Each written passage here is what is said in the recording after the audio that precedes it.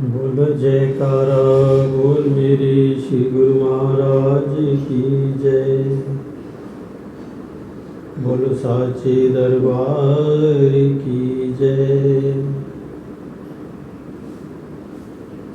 साकार रूपम परमात्मनाय आत्मस्थितं तत् तव दर्शनम श्री आनंद सिंधु स्मरणं त्वदीशः मधुरोपदेशं क्षमते दयालु। चरणारविंदे कोटि प्रणाम चरणारविंदे कोटि प्रणाम बद्धांजलिभ्यो इव प्रार्थनेशा वरदायकः यत् हस्तः त्वदीयः शिरसा सदैव दृष्टिकृपालु। शिरसा सदैव दृष्टिकृपालु। श्री परमहंस गुरुदेव जी निराकार साकार जिनकी पदनख ज्योति से आलोकित संसार। परम पुरुष पूरण धनी आनंद घन सुख रूप सर्वारंभ में पूजिए पावन चरण अनूप। सर्वारंभ में पूजिए पावन चरण अनूप। बोल जयकारा बोल मेरे श्री गुरु महाराज की जय। सभी गुरुमुख प्रेमियों को प्रेम पूर्वक हाथ जोड़कर नम्रता पूर्वक जय सच्चिदानंद जी। बहुत दिनों के बाद आपसे भेंट हो रही है तो एक छोटा सा लेसन लेकर आया हूँ श्री अमर ज्योति ग्रंथ से। श्री द्वितीय पातशाह जी महाराज चौपाई। संत हृदय नवनीत समाना कहा कबिन पर कह न जाना। निज प्रताप द्रवई नवनीता पर दुख द्रवही संत सुपुनीता।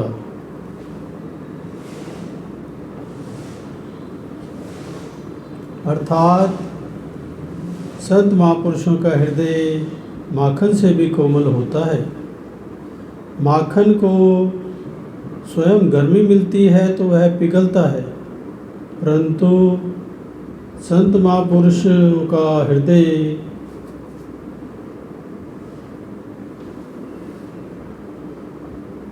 दूसरों के दुख को देखकर स्वयं पिघल जाता है। लक्की मरवत की भूमि तथा भक्तजनों की प्रेम भरी विनय सुनकर श्री सद्गुरुदेव महाराज जी ने टेरी से लक्की में पदार्पण किया। ये वही स्थान है जिसमें आपने अमृत उपदेश की पावन धारा बहाकर इस स्थान को सीमा प्रांत का मुख्य केंद्र बनाया तथा तीर्थ धाम के महासम्राट श्री स्वामी वैराग्यानंद जी महाराज और श्री स्वामी बेअंतानंद जी महाराज जी ने अवतार लिया और उन्होंने यहाँ अलौकिक बाल लीलाएं करके अलौकिक शक्ति का परिचय दिया। लक्की मरवत में आश्रम के निर्माण का कार्य आरंभ हुआ। चार दीवारी के मुख्य द्वार पर चार दीवारी के मुख्य द्वार पर दरवाज़ा लगाया। रात्रि के समय मन चले पठान लोग उसे उखाड़कर ले गए। प्रातः भक्तों ने श्री चरणों में निवेदन किया कि दया निधान क्षमाशील प्रभु, रात्रि के समय ना जाने कौन यहाँ से दरवाज़ा उखाड़ कर ले गया है। अब क्या किया जाए। आपने नया दरवाज़ा लगवाने की आज्ञा दी और वचन फरमाए कि जो लोग दरवाज़ा ले गए हैं उन्हें कुछ मत कहो। सत्य है कि महापुरुषों का हृदय तो स्वभाव से ही राग द्वेष से रहित होता है। उनकी समतापूर्ण दृष्टि प्रत्येक प्राणी पर एक समान होती है। कुदरत उनकी सहायक होती है। कुछ दिन पश्चात उन्हीं पठानों ने किसी अन्य स्थान से सामान चोरी किया। उनमें से कुछ पठान तो पकड़े गए और कुछ भाग गए। पकड़े गए पठान बंदी बना लिए गए। जो पकड़े गए थे उन्होंने ही कृष्ण द्वारा का दरवाज़ा उखाड़ा था। उन पर मुकदमा चलाया गया और चोरी का किया गया सामान एकत्रित किया जाने लगा। उनमें वह दरवाज़ा भी था। जांच पड़ताल करके उन्हें दरवाजे को कृष्ण द्वारा पहुंचा दिया गया। इस मुकदमे का शीघ्र ही निर्णय हो गया और अत्यधिक दंड न देते हुए पठान मुक्त कर दिए गए। जिन पठानों ने इसे चुराया था उन्होंने श्री चरणों में आकर विनय की कि महाराज जी, हम दीनों पर भविष्य के लिए कृपा दृष्टि रखें। विधाता ने हमें अपने किए हुए अपराध का दंड स्वयं ही दे दिया है। आपने फरमाया यहाँ तो सब कार्य स्वतः ही हो रहे हैं। हम किसी को वरदान या शाप नहीं देते। संतों के हृदय में किसी के प्रति राग द्वेष की भावना नहीं होती। तुम सच्चे दिल से विधाता से माफ़ी मांग लो। हमने आपको क्षमा कर दिया। आप निश्चिंत रहो। प्रेमियों के लिए कृष्ण द्वारा का निर्माण तो पहले से ही आरंभ हो चुका था। अब वहाँ पर जल की आवश्यकता प्रतीत हुई। दिन प्रतिदिन जिज्ञासुओं की संख्या बढ़ती जा रही थी। कुछ भक्तों ने कुएं के लिए श्री चरणों में विनय की। आपने कुआं खोदने की आज्ञा प्रदान कर दी। तत्पश्चात आपने डेरा इस्माइल खां में उपदेश के लिए प्रस्थान किया। इस कार्य में आपने निस्वार्थ सेवा का कैसा सुखद परिणाम होता है ऐसा एक कौतुक दिखाया और ये भी दर्शाया कि श्री सद्गुरु सेवानंद जी का क्या कि श्री सद्गुरु सेवा का क्या महत्व होता है। ये वृत्तांत इस प्रकार है। यह क्षेत्र लक्की मरवत सारा मरुस्थल रेतीला इलाका है। पानी प्राप्त करने के लिए लोगों को अत्यधिक कठिनाई का सामना करना पड़ता था। पानी अधिक गहराई पर होने के कारण कुछ दिन तो खुदाई होती रही। फिर निश्चित गहराई आने पर एक लकड़ी का गोल घेरा जिसे चक कहते हैं वहाँ डाला गया। उस पर निर्माण कार्य होने लगा। जब चक की ऊंचाई अधिक हुई तो रेत बार बार गिरनी आरंभ हो गई। जो कार्य दिन को किया जाता वह रात्रि को सब समाप्त हो जाता। रेत कुएं में गिर जाती और इसका कार्य क्षेत्र बढ़ जाता। वहाँ पर एक मजदूर श्रद्धा विश्वास से तथा निष्काम भाव से इस कार्य को गुरु सेवा समझकर किया करता था। एक दिन जो ही वह कुएं से रेत की टोकरी भरकर बाहर निकलने लगा, त्यों ही सैकड़ों मन रेत दीवार से गिरकर उस पर जा पड़ी। वह मजदूर नीचे दब गया।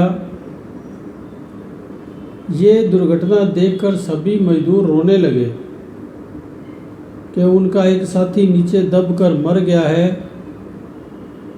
उस मजदूर के माता पिता भी आकर रोने लगे। अब सब भक्तों ने मिलकर उस रेत को हटाना आरंभ कर दिया। सबको पूर्ण विश्वास था कि वह मर चुका होगा। जब चक के अंदर की रेत हटाई गई तो सब लोगों के आश्चर्य का ठिकाना नहीं रहा, क्योंकि नीचे से आवाज़ आई, भय की कोई बात नहीं है, मैं बड़े आराम से हूँ। जब वह मजदूर बाहर निकला तो सबके कुशल क्षेम पूछने पर उसने बताया कि मुझे ऐसा प्रतीत हो रहा था कि जैसे मैं एक बंद कोठरी में बंद हुआ हूँ। किसी अज्ञात हाथों ने मुझे फूल की तरह उठाकर मानो कोठी में रख दिया। ये अद्भुत दृश्य देखकर सबके हृदय पुलकित हो उठे और श्री सद्गुरुदेव महाराज जी के पावन यश का गायन करने लगे। दूसरे दिन वह कुआं बड़ी भयंकर अवस्था में पहुंच चुका था। उस मजदूर के माता पिता ने अपने लड़के को काम पर जाने के लिए मना किया तो उसने कहा, चाहे मुझे कोई भी इस कुएं के काम के लिए आकर रोके, मैं नहीं रुक सकता। मैं गुरु दरबार की सेवा बिना कुछ लिए ही करूँगा। मैं ये सेवा कदापि नहीं छोड़ सकता। ये शब्द कहकर वह मजदूर पुनः सेवा में लग गया। कुछ दिन पश्चात चक का कोना टेढ़ा होने के कारण इस काम को असंभव जानकर सभी मजदूर इस कार्य को छोड़कर चले गए। प्रेमियों ने श्री चरणों में विनय पत्रिका डेरा इस्माइल खां में भेजी। विनय पत्र पाकर आपने सेवकों को फरमाया कि इसके उत्तर में लिख दो कि आप लोग अपना कार्य नियम पूर्वक करते जाइए, सब काम ठीक हो जाएगा। दूसरी बात यह है कि इस कुएं की सेवा के निमित्त चाहे कोई एक पैसा भी श्रद्धा से व प्रेम से दिया करे तो ले लिया करो, उससे उनका प्रेम बढ़ेगा और वह इस स्थान पर आने के लिए अपने को अधिकारी समझेंगे। ये स्वाभाविक बात है, जहाँ जाए धन वहाँ जाए मन। माया और मन का घनिष्ठ संबंध है। हम सब में आत्मीयता उत्पन्न करना चाहते हैं। ये आज्ञा पाकर सभी प्रेमियों ने श्री वचन अनुसार कार्य आरंभ कर दिया। श्री सद्गुरुदेव महाराज जी की कृपा से कुएं के चक का टेढ़ापन स्वयं ही ठीक हो गया। महापुरुषों के वचनों में सुगुप्त आकर्षण होता है, जिससे कि स्वयं प्रेमी खींचे चले आते हैं। श्री सद्गुरुदेव महाराज जी के आदेश के अनुसार पूर्ण सेवा कर लेने पर जब कुआं बन गया तो स्थान लक्की मरवत के क्षेत्र में पानी की असुविधा दूर हो गई। सभी लोग इस कुएं के पानी को प्रयोग में लाने लगे और आपकी असीमित महिमा का गान करने लगे। जैसे कोई मनुष्य अपने खून पसीने से एकत्र किया हुआ धन किसी सुरक्षित स्थान पर रख देता है तो हर समय उसकी आंख उस खजाने पर लगी रहती है, उठते बैठते उसी का चिंतन करता है। इसी प्रकार इस प्रांत के जिन लोगों ने कुएं की सेवा में भाग लिया तो श्री सद्गुरुदेव महाराज जी की कृपा से उनके जीवन में एक नए भक्ति भाव का रंग भर गया। त्याग, निष्काम सेवा तथा परोपकारिता उनके दिलों में कूट कूट कर भर गई। ये सब प्रभाव था श्री सद्गुरुदेव महाराज जी के लक्की मरवत में पदार्पण करने का। अब लक्की मरवत एक तीर्थ स्थल बन चुका था। आप पूरे सीमा प्रांत में सत्संग उपदेशों से सोई मानवता के भाग्य जगा रहे थे। प्रत्येक स्थान पर कुछ समय सत्संग उपदेश कर आप पुनः लक्की मरवत ही अधिकतर लौट आते थे। आपने यहाँ सत्संग उपदेश के साथ साथ शरणागति तथा अर्थात आत्मसमर्पण के लिए भी मार्ग खोल दिया। आत्मसमर्पण का अर्थ केवल ये नहीं है कि शारीरिक रूप से सद्गुरुदेव के समर्पित होना, अपितु इसका वास्तविक अर्थ ये है कि अपनी मनमति का त्याग करके पूर्ण रूप से गुरुमति को धारण करना और व्रत लेना। श्री कृष्णचंद्र महाराज जी ने परम सखा अर्जुन को उपदेश दिया है, तमेव शरणम गच्छ सर्वभावेन भारत तत्प्रसादात् पराम शांतिम स्थानम प्राप्यसि शाश्वतम। श्रीमद् भागवत गीता। है अर्जुन, तू सब भावों से अर्थात तन मन धन से संकल्प विकल्प सर्वस्व न्यौछावर कर मेरी शरण में आ। तुझे मेरी कृपा से शाश्वत शांति और आंतरिक आनंद प्राप्त हो जाएगा। यही सिद्धांत आपने सबके सन्मुख रखा। सैकड़ों लोग शरणागति अर्थात श्री चरणों में स्थायी निवास के लिए विनय करने लगे। श्री सद्गुरुदेव महाराज जी ने अटूट निष्ठा व अतुल प्रेम के धनी आत्माओं को निज चरणों में शरण दी। उनमें से कुछ प्रेमी शरणागतों के नाम निम्नलिखित हैं। श्री स्वामी वैरागानंद महाराज जी, श्री स्वामी बेअंतानंद जी महाराज, महात्मा सद्गुरु सेवानंद जी, महात्मा सत विचारानंद जी, महात्मा परम शांतानंद जी, महात्मा संतोषानंद जी, महात्मा दर्शनानंद जी, महात्मा दयानंद जी, महात्मा श्रद्धानंद जी, महात्मा पुरुषोत्तमानंद जी, महात्मा सद्गुरु ध्यानानंद जी, महात्मा निज आत्मानंद जी, महात्मा रोशनानंद जी, महात्मा योग आत्मानंद जी, महात्मा योग प्रकाशानंद जी, महात्मा अखंड प्रकाशानंद जी, महात्मा अभेदानंद जी, महात्मा अजून्यानंद जी, महात्मा अखंड शब्दानंद जी,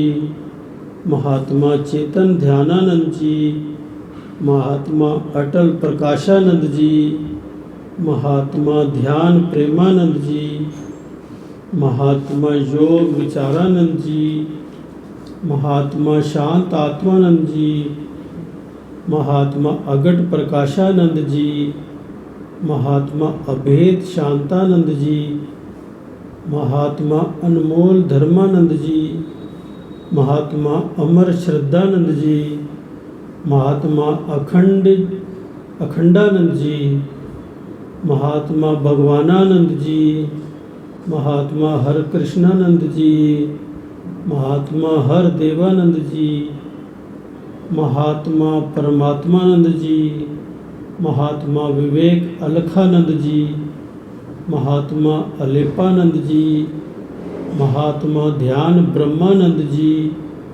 महात्मा त्यागानंद जी, महात्मा गुरुचरणानंद जी, महात्मा ध्यान योगानंद जी, महात्मा अमिट्यानंद जी, महात्मा सहज ध्यानानंद जी, महात्मा गुरु प्रेमानंद जी, महात्मा अनादानंद जी, महात्मा अलख योगानंद जी, महात्मा शब्द विवेकानंद जी, महात्मा निर्भरम ब्रह्मानंद जी, महात्मा अभेद शब्दानंद जी, महात्मा ध्यान अनादानंद जी, महात्मा ध्यान दयानंद जी, महात्मा सत्य प्रेमानंद जी, महात्मा सुख परमानंद जी, महात्मा ध्यान अलखानंद जी, महात्मा ध्यान मुक्तानंद जी, महात्मा सत्य ज्ञानानंद जी, महात्मा अगट प्रेमानंद जी, महात्मा योग विवेकानंद जी, महात्मा आत्म अलखानंद जी, महात्मा अभेद अखंडानंद जी, महात्मा ध्यान अनमोलानंद जी, महात्मा विवेक अखंडानंद जी, महात्मा अमर शांतानंद जी, महात्मा सुखानंद जी, महात्मा ब्रह्म अमर ब्रह्मानंद जी, महात्मा धर्म कृष्णानंद जी, महात्मा धर्म जस जी, भगत धर्म जस जी, भगत रामजी लाल मल जी, भाई शांत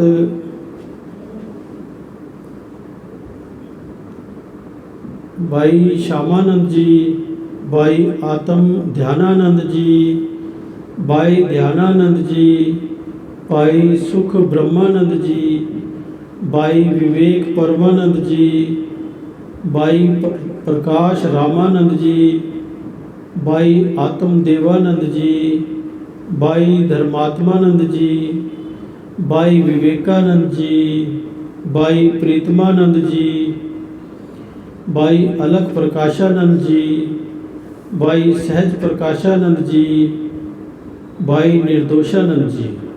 ये लोग लगभग अपने पूरे परिवारों सहित श्री चरणों में आए। इनके अतिरिक्त कई परिवार शरणागत हुए, परंतु यहाँ कुछ एक के ही नाम दिए गए हैं। सब परिवार लगभग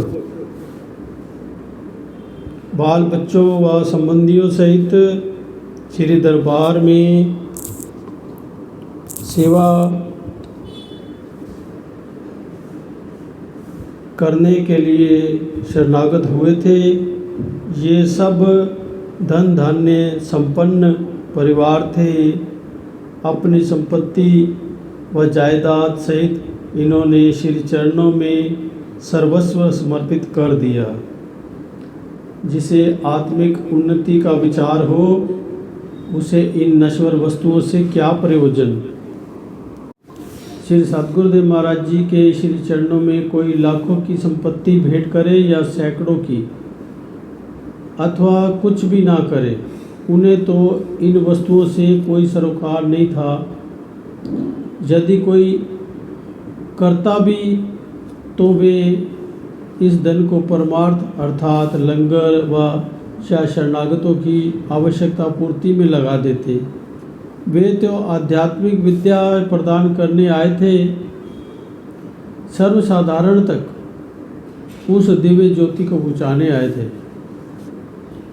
ये तो शरणागतों का अपना प्रेम था कि वे उनकी श्रद्धा थी, जिससे प्रेरित होकर वे स्वयं आत्मिक कल्याण के लिए सर्वस्व न्यौछावर करते थे।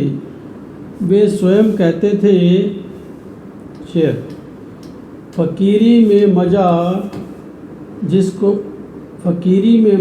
जिसको अमीरी क्या बेचारी है। फकीरी में मजा जिसको अमीरी क्या बेचारी है, मिला आनंद है, इसमें हुआ जीवन सुखारी है। बोलो जयकारा बोल मेरे श्री गुरु महाराज की जय।